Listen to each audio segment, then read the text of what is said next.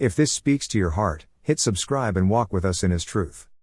The wilderness was silent until God descended. Mount Sinai stood tall beneath a darkened sky. Thunder rolled. Lightning split the clouds. Fire crowned the mountain, and thick smoke rose like a furnace. The ground trembled, not from nature alone, but from the presence of the living God. Mount Sinai was wrapped in smoke because the Lord had descended on it in fire. Exodus 19:18. Below the mountain, the people of Israel stood in awe and fear. They had been freed from slavery, but now they were standing before holiness itself.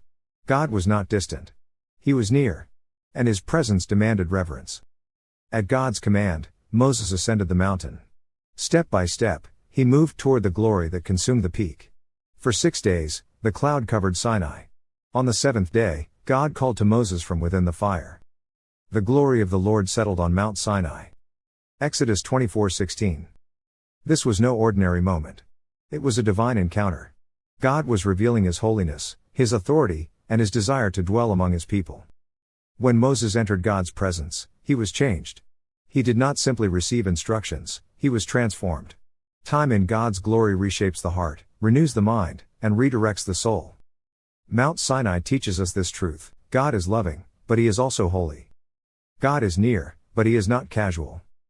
And when we draw close to Him, we must come with humility, obedience, and awe.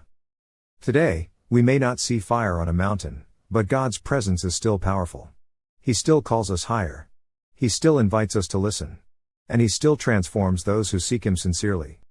If you desire God's presence, if you long for deeper faith, if you want a life marked by holiness and purpose, step closer. Because the same God who shook Mount Sinai still reveals His glory, and those who encounter Him are never the same again.